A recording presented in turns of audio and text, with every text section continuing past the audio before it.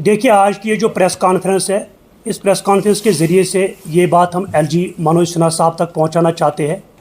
आज तक हमने आप पे भरोसा किया, इंडियन कॉन्स्टिट्यूशन को मद्देनज़र रखकर अपनी बात आगे रखी, मगर इट इज़ अनफॉर्चुनेट अभी तक फायर सर्विस की रिपोर्ट जो है, इस पर क्रिमिनल प्रोसीडिंग नहीं हुई है। अब ये साफ साफ दर्शाता है कि ये जो एसीबी है ये आईवाश है, बाकी कुछ नहीं है।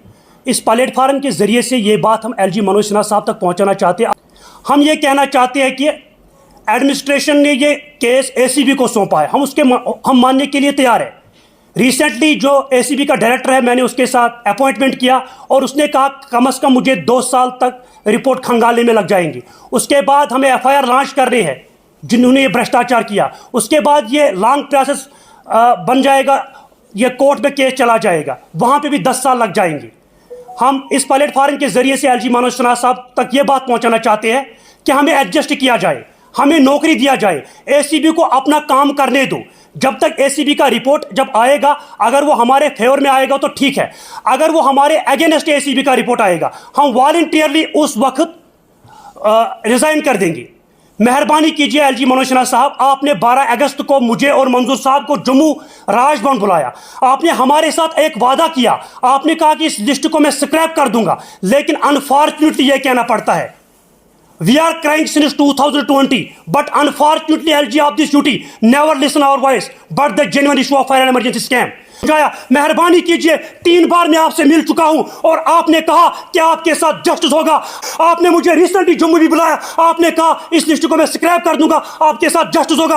लास्ट पे मैं इस प्रेस कॉन्फ्रेंस के जरिए से हाथ जोड़ता हूं एलजी मनोज सिन्हा साहब, मेहरबानी कीजिए, जो आपने एसीबी को रिपोर्ट सौंपा है, एसीबी के डायरेक्टर साहब ने मुझे कहा कि मुझे 2 साल लगेंगे खंगालने में, मेहरबानी कीजिए इस रिपोर्ट को पब्लिक में लाइए। हकदारों का हक मिलना चाहिए, मेरिटोरियस कैंडिडेटों का हक मिलना चाहिए। एलजी मनोज सिन्हा साहब, आज हम आपसे भीख मांगते हैं, मेहरबानी कीजिए, ये जो आपने हमारे साथ नाइंसाफी किया, मेहरबानी कीजिए एलजी मनोज सिन्हा साहब, हम थक चुके हैं प्रेस कॉन्फ्रेंस करके, मेहरबानी कीजिए, हमें इंसाफ दीजिए। आपके चैनल्स के वसादत से हमने अपनी जो हमारी डिमांड, एक जेन्युइन डिमांड है, वो हमने सामने रखी है, एडमिनिस्ट्रेशन के सामने रखी है, गवर्नमेंट के सामने रखी है।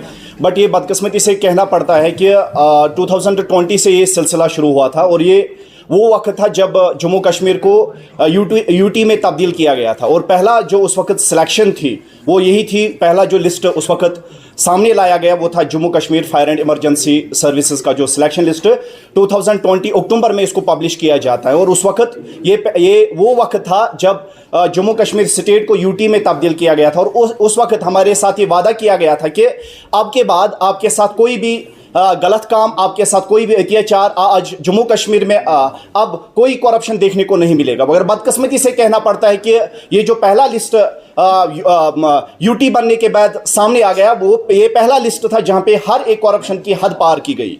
इसमें करप्शन का कोई भी कोना नहीं छोड़ा गया। मैं आपको बता के जाऊंगा, ये उस वक्त की खाली बात नहीं थी, इससे पहले भी हमने 2 बार एग्जाम दिया था, 2 बार इसका हमने फिजिकल किया था, उस वक्त भी घोटाला किया गया। एक छोटी सी बात मैं आपके सामने रखना चाहता हूं, 2018 में जब आप एग्जाम देते हैं, खाली उस वक्त 9 कैंडिडेट्स इन्वॉल्व थे कुछ गलत काम करने, उन्होंने कुछ गैजेट्स का इस्तेमाल किया था। 9 कैंडिडेट्स के बुनियाद पे डिसीजन लिया गया कि एग्जाम री एग्जाम होना चाहिए, दोबारा एग्जाम दोबारा से प्रोसेस स्टार्ट होनी चाहिए।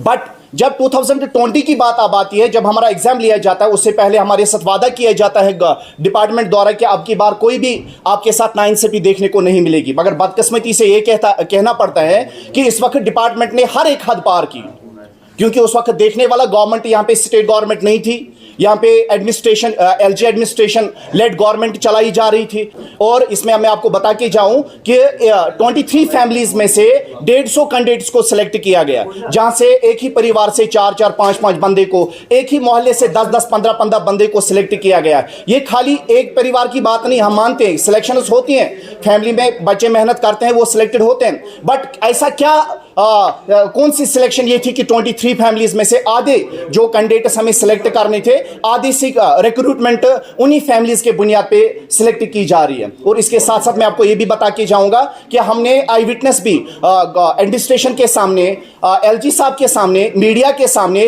कोर्ट के सामने हमने आई विटनेस भी लाई और उसने बाकायदा affidavit in front of media उसने एक्सेप्ट किया कि मैंने किन लोगों से पेपर लिया, मैंने किन लोगों को पेपर दिया। और इवन कि उसमें सबसे बड़ी ये चीज बात है कि जिन लोगों ने पेपर लिया उस बंदे से, वो अभी डिपार्टमेंट में काम कर रहे हैं। और इससे बड़ी बदकिस्मती की बात ये है कि डिपार्टमेंट के सामने हमने बहुत सारे आरटीआईज किए, तो क्योंकि बहुत सारे लड़के इसमें वो रेड जोन में आ रहे थे, तो हमने उनके सामने वो बात रखी कि ये बंदे इसमें फ्रॉडुलेंटस हैं, उनके पास फॉर्जरी डॉक्यूमेंट्स हैं।